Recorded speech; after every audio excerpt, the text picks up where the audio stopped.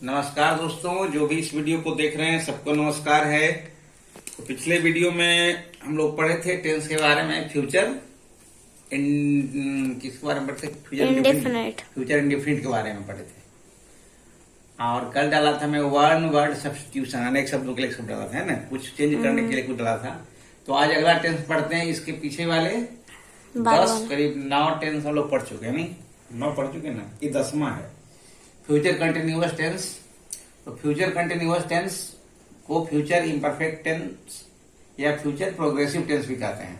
जैसे present continuous को present imperfect या प्रेजेंट प्रोग्रेसिव या पास्ट कंटिन्यूअस को पास्ट इम्परफेक्ट या पास्ट प्रोग्रेसिव कहते हैं। उसी ढंग से फ्यूचर कंटिन्यूअस को भी फ्यूचर इम्परफेक्ट टेंस कहते हैं या फ्यूचर प्रोग्रेसिव टेंस कहते हैं। तो इस टेंस को पहचाने कैसे, कौन सा वाक्य फ्यूचर कंटिन्यूअस टेंस का है? तो लिखा है कि जिस हिंदी वाक्य के अंत में मुख्य क्रिया में ता रहेगा, ती रहेगी, ते रहेंगे, ता रहेगा, ती रहेगी, ते रहेंगे इत्यादि लगा रहे, उसे फ्यूचर कंटिन्यूअस टेंस का वाक्य कहते हैं। जैसे देखिए, वह खेलता रहेगा, खेलना क्रिया है, खेलना में खेलता रहेगा, ता रहेगा लगा हुआ है। मैं आपका इंतजार करता रहूंगा, करना से करता रहूंगा बन गया है। तुम गाना गाते रहोगे, ते रहोगे, तारे आकाश में टिमटिमाते रहेंगे इत्यादि। मतलब कोई कार्य भविष्य में होता रहेगा, यहाँ ब्रैकेट में लिख दिया, भविष्य में होता रहेगा। कोई कार्य भविष्य में होता रहेगा, ऐसा रहे, ऐसा लगा रहे वाक्य में, तो उस वाक्य को फ्यूचर कंटिन्यूअस टेंस कहते हैं। अब उसका अंग्रेजी अनुवाद कैसे बनाएंगे, इसका नियम सीखते हैं हम लोग। तो अंग्रेजी अनुवाद बनाने का नियम क्या है? तो सबसे पहले सब्जेक्ट लिखेंगे, जो वाक्य का सब्जेक्ट होगा उसको ट्रांसलेट करेंगे। फिर सब्जेक्ट के अनुसार शैल या विल, SHALL, यहाँ एच थोड़ा मिट गया है, SHALL, शैल या विल। एच नहीं दिख रहा है, एच नहीं दिख रहा। कहाँ? शैल में हाँ। SH, तो एच के स्पेलिंग लोग जानते हैं ना, शैल के स्पेलिंग तो पता ही है ना, SHALL, शैल या विल। शैल सब्जेक्ट के अनुसार इसलिए क्योंकि किसी सब्जेक्ट के साथ सेल का प्रयोग होता है, किसी के साथ विल का प्रयोग होता है, इसलिए जैसा सब्जेक्ट रहेगा उसके अनुसार सेल या विल का प्रयोग होगा। उसके बाद क्या करेंगे, BEB लगाएंगे, BEB। उसके बाद plus V4 verb plus ING हम लोग कई बार पढ़ चुके, पिछले वीडियो में कई बार चर्चा हो चुकी है। वर्ब में जब ING लगता है तो उसको V4 कहते हैं, वर्ब का चौथा रूप। प्लस ऑब्जेक्ट, उसके बाद कुछ और रहेगा तो उसका अनुवाद करेंगे। नोट में लिखा हुआ है फर्स्ट पर्सन के साथ सेल का एवं सेकंड तथा थर्ड पर्सन के साथ विल का प्रयोग होता है। अब जैसे चलिए कुछ एग्जांपल लेते हैं। जैसे देखिए, वह खेलता रहेगा, पहला है सब्जेक्ट वह है, तो वह का बन गया ही, ही। अब उसके बाद सेल या विल में क्या आएगा, तो विल आएगा, क्योंकि वह थर्ड पर्सन है। नियम में है यहाँ कि फर्स्ट पर्सन रहेगा तो सेल का, सेकंड तथा थर्ड के साथ विल का। ये फ्यूचर इंडेफिनिट में यही नियम रहेगा, फ्यूचर कंटिन्यूअस में यही रहेगा, फ्यूचर परफेक्ट में भी शायद यही रहेगा, फ्यूचर परफेक्ट कंटिन्यूअस सब फ्यूचर में शायद यही नियम ही रहता है सब में, कि फर्स्ट पर्सन के साथ सेल का और सेकंड और थर्ड के साथ विल का होता है। लेकिन जब बाकी में अवश्य लगा हुआ रहता है तो फर्स्ट पर्सन के साथ विल का और सेकंड तथा थर्ड के साथ सेल का प्रयोग हो जाता है। वो नियम उलट जाता है, वाक्य प्रभावशाली हो जाता है, जोरदार हो जाता है। कोई काम अवश्य होगा तो उसमें क्या करते हैं कि फर्स्ट पर्सन के साथ विल का लगा देते हैं और सेकंड एवं थर्ड पर्सन के साथ सेल का प्रयोग कर देते हैं। तो he will be playing, play का चौथा रूप हो गया। मैं आपका इंतजार करता रहूंगा, तो सब्जेक्ट हुआ आई, यहाँ मैं, तो मैं के अनुसार बन गया आई। फिर फर्स्ट पर्सन के साथ सेल होता है तो सेल लग गया। उसके बाद बी, नियमानुसार सब्जेक्ट सेल के बाद बी, उसके बाद वेट में इंतजार करना होता है तो वेट में ING लगे, waiting for you. Waiting for anybody का मतलब होता है किसी का इंतजार करना, किसी का इंतजार कर रहे हैं, आपका इंतजार कर रहे हैं तो वेटिंग फॉर यू। राम का इंतजार कर रहे हैं तो वेटिंग फॉर राम, सीता का इंतजार कर रहे हैं तो वेटिंग फॉर सीता, ऐसा होता है। तुम गाना गाते रहोगे, तो तुम सेकंड पर्सन है तो यू, तुम का बना यू। उसके बाद सेकंड पर्सन के साथ विल का प्रयोग होता है तो विल लिखाया। फिर BEB लिखाया नियम के अनुसार। फिर ये गाना, ये गाते यहाँ पर क्रिया है तो गाना का सिंग होता है तो सिंग में ING लग गया, V4 वर्ब का चौथा रूप सिंगिंग। और फिर ये सॉन्ग, ये गाना कर्म हुआ, ऑब्जेक्ट हो गया यहाँ पर, ये ऑब्जेक्ट हो गया, ऑब्जेक्ट। तो यहाँ पर ये सॉन्ग हो गया, ये गाना गाते रहोगे। तारे आकाश में टिमटिमाते रहेंगे, तो सब्जेक्ट हो गया तारे, तो स्टार्स। फिर स्टार्स थर्ड पर्सन है तो उसके साथ विल लगा। फिर बी का प्रयोग हो गया नियमानुसार, ट्विंकल मीन्स टिमटिमाना होता है, TWINKLE, ये टिमटिमाना क्रिया है।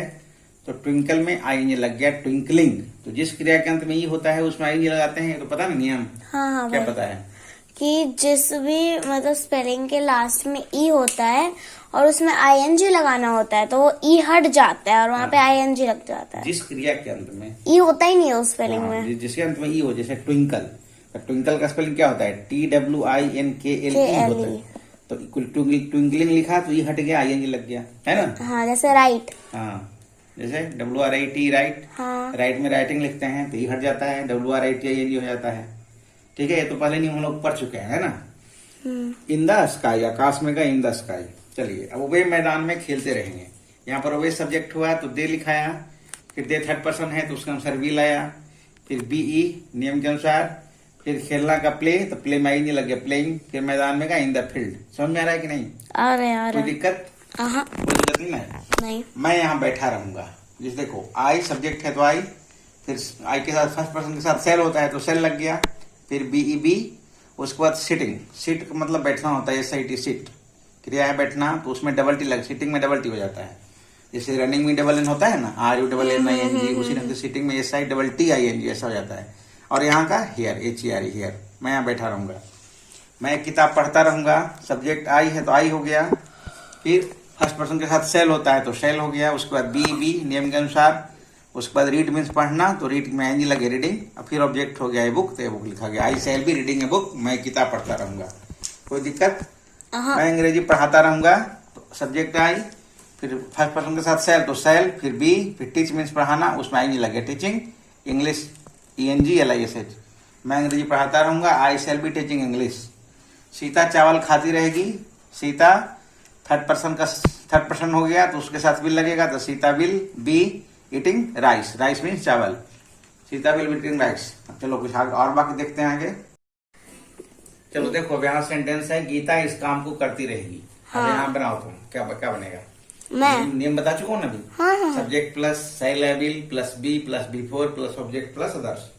बनाओ, गीता इस काम को करती रहेगी। गीता विल पहले बी, लिखेंगे, एक मिनट आराम से, GIT है गीता, फिर क्या लिखूं? Will be WILL will, BEB, doing. फिर करना का डू, तो डूइंग हो जाएगा। हाँ, कंटिन्यूस है ना। हाँ, this work, this WORK।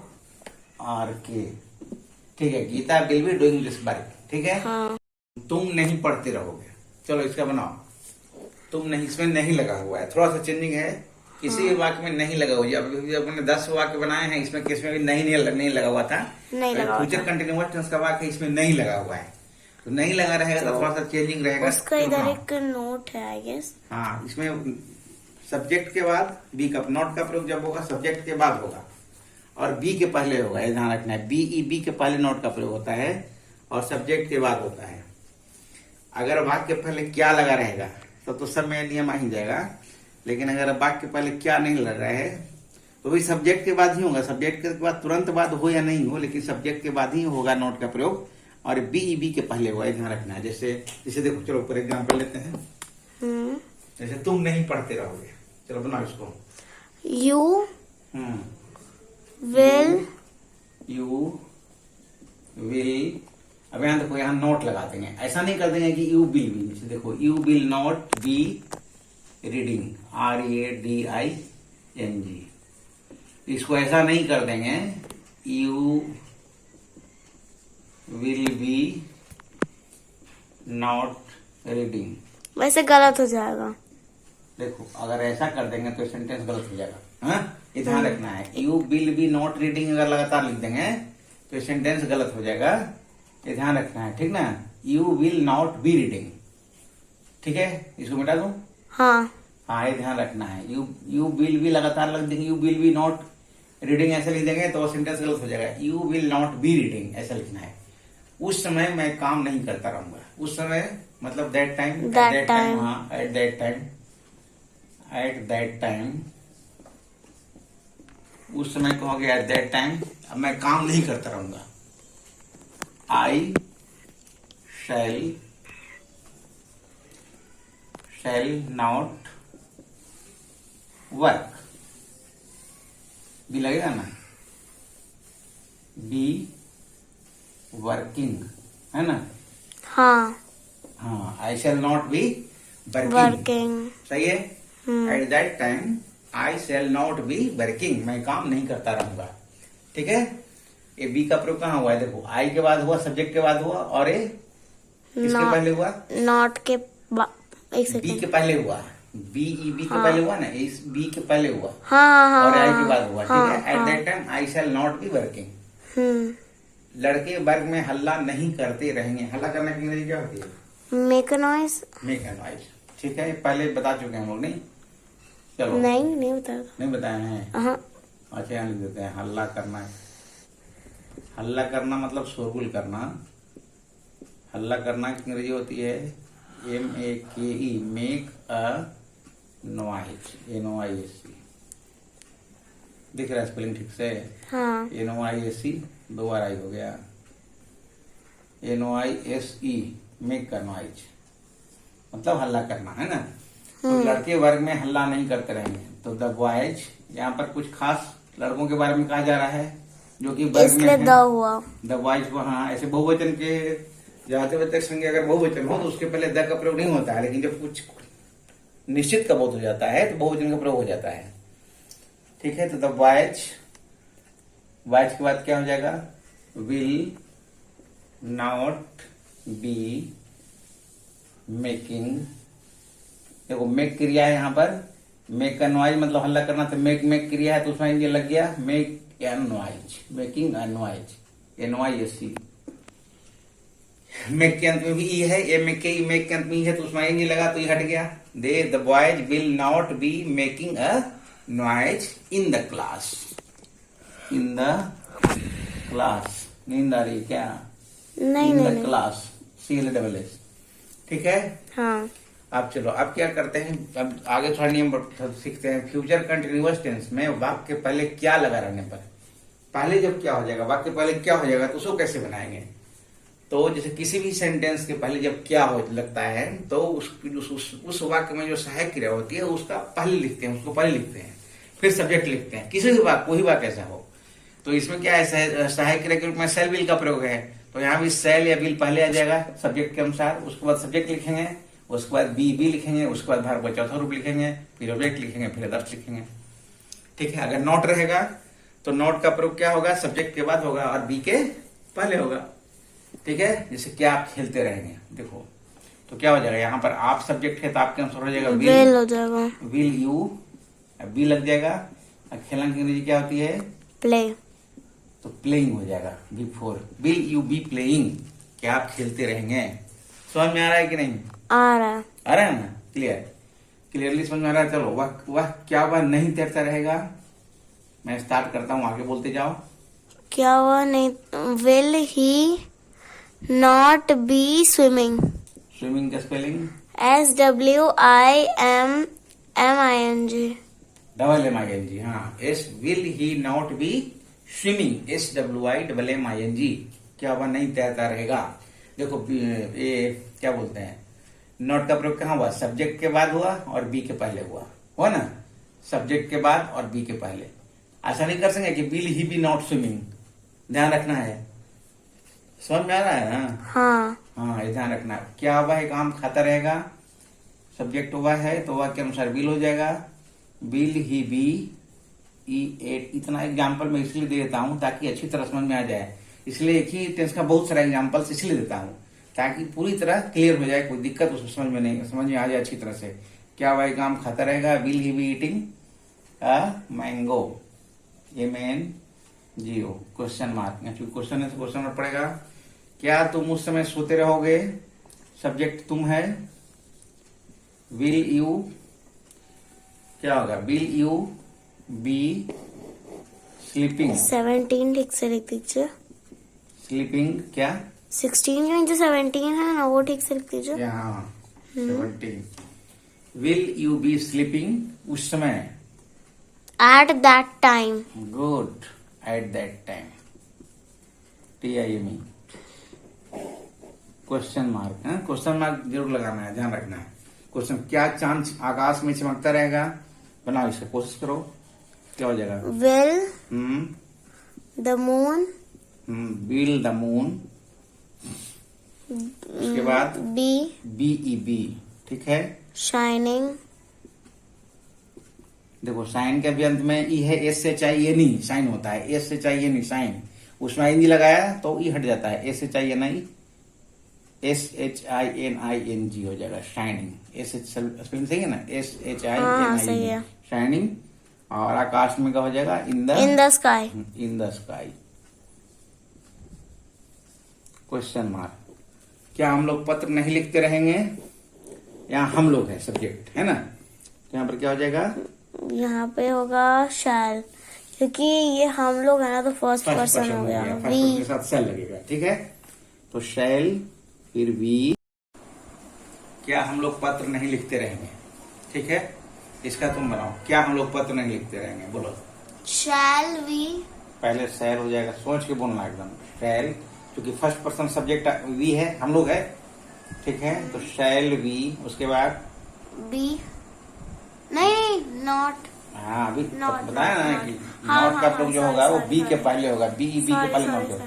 Shell be not, B, हाँ और राइटिंग एंड राइटिंग हाँ, a letter, a letter, LETT, स्पष्ट दिख रहा है कि नहीं लिखा हुआ, देखो तो दिख रहा है ना। हाँ. Shall be not be writing a letter, ठीक है।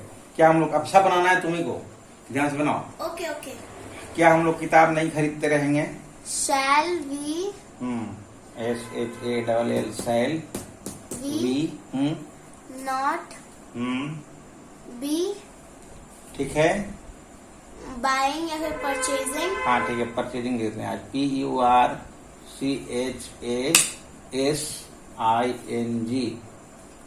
परचेजिंग। देखो परचेज के भी अंत में ई होता है, PURCHASC होता है, तो उसमें ING लगा तो ई हट गया है ना, PURCHAS लिखा हुआ है, थोड़ा ऐसा हो गया, SING परचेजिंग। और हम लोग किताब, a book, a book, BOOK, ये थोड़ा लिख देते हैं। क्या मोहन और सोहन झगड़ते रहेंगे, चलो बनाओ, बोलो। Will Mohan, will Mohan Mohan and Sohan and Sohan be BEB quarrelling, QUA क्योंकि झगड़ने क्वारल होता है ना, RRE QUARRE LLING, इसमें स्पेलिंग होता है, ये ध्यान रखने का। हाँ, QUARRE LLING ऐसा हो जाता है क्वारलिंग में। Will Mohan and Sohan be quarrelling, क्या मोहन और सोहन झगड़ते रहेंगे, ओके। क्या वे लोग काम नहीं करते रहेंगे, तो देखो ध्यान देना है, काम नहीं लगा हुआ रहेगा उसमें ध्यान देना है। ये तो सब वाक्य पहले क्या लगा हुआ है, तो सबके पहले शैल भी ला जाएगा, उसके बाद बीच में जहाँ कहीं कहीं नहीं लगा हुआ है उसमें थोड़ा ध्यान रखना है। चलो क्या यहाँ वे लोग सब्जेक्ट हो गया, तो क्या हो जाएगा, विल दे, दे नहीं लगा हुआ है ना, तो नॉट होगा पहले, not फिर बी होगा, हाँ फिर वेरी गुड, नॉट बी, क्योंकि नीचे में काम करना का, डू वर्क, डायरेक्ट वर्किंग में लिख सकते हो, will they not be working, बस हो गया। इस काम को करते रहेंगे, ऐसा रहे ना, तो डूइंग दिस वर्क ऐसा करेंगे, चाहे उस काम को करते रहेंगे, डूइंग दिस वर्क ऐसा, केवल काम करना है तो केवल वर्क लिख देंगे तो काम चल जाता है। Will they not be working, क्या वे लोग काम नहीं करते रहेंगे, क्या तुम मुझे नहीं पढ़ाते रहोगे, चलो बोलो। क्या तुम मुझे नहीं पढ़ाते रहोगे, हाँ, will you not be teaching me, question mark, ठीक है। ध्यान हाँ, रखना है, यू बी नॉट टीचिंग नहीं कर देंगे, ध्यान रखना है कि बी का प्रयोग जब भी होगा तो कहाँ होगा, यहाँ देखो नीचे लिखा हुआ है, बी नॉट का प्रयोग कहाँ होगा, सब्जेक्ट के बाद और बी के पहले, बी के पहले होगा, ये ध्यान रखना है। क्या रवीना दूध नहीं पीती रहेगी, विल रवीना, फिर क्या लिखेंगे, not be drinking, DRINKI MILK milk MILK question mark. ठीक है, क्या वह सत्य नहीं बोलता रहेगा? ठीक है, बोलो। Will hmm he not be telling, सत्य बोलना के लिए क्या होती है? अरे sorry, speak a truth, speaking a truth, speaking the truth होता है। सॉरी देखो इस वीडियो में मैं कई बार बता चुका हूँ, ये दो चीज ध्यान रखना। देखो, झूठ बोलने में टेल रहा है ना। स्पीकिंग द ट्रूथ, क्या वह सत्य नहीं बोलता रहेगा? Will he not be speaking the truth. यहाँ देखो लिख देता हूँ एक बार फिर से, ध्यान रखना आगे से। क्या? देखो मान लीजिए सत्य बोलना है, सत्य बोलना, ये सच बोलना, ठीक है। तो सच बोलना जहाँ रहेगा वहां हमेशा हो जाएगा SPEAK, स्पीक द ट्रूथ हो जाएगा, TRUTH। ये ध्यान रखना, इसमें ए नहीं लगेगा, स्पीक द ट्रूथ। अब मान लीजिए स्पीक का स्पीकिंग करना है तो स्पीकिंग करेंगे, उसमें द में चेंजिंग नहीं करना है कुछ। समझ में आ रही बात? हाँ, ये सच बोलना का हो गया। फिर अगर मान लीजिए रहे कि झूठ बोलना रहे, उसका हो गया टेल अ लाई, झूठ बोलना का रहेगा टेल अ लाई, तो हो जाएगा TELL टेल LI। इसमें ऐसा नहीं कर देंगे कि टेल द लाई, ठीक है। यहाँ हाँ। द नहीं लगाना है और यहाँ ये नहीं लगाना है। ओके। और हल्ला करना या शोरगुल करना, मेक अ नॉइज, हाँ ये ध्यान रखना है। Make a noise, MAKE, make a noise, noise, noise में ING नहीं लगाना है, जब भी लगाना है तो मेक में लगेगा। यहाँ भी जैसे ING लगाना है तो टेल में लगेगा, यहाँ लगेगा तो स्पीक में लगेगा, क्योंकि क्रिया ये सब है, ठीक ना। हाँ। तो आज के वीडियो में इतना ही रखते हैं। फ्यूचर कंटिन्यूअस टेंस के बारे में आज हम लोगों ने पढ़ा, इसके बारे में कुछ और जानकारी लेंगे अगले वीडियो में। आपको अच्छा लगे तो सब्सक्राइब कीजिए, शेयर कीजिए, लाइक कीजिए। शुभ रात्रि, थैंक यू सो मच।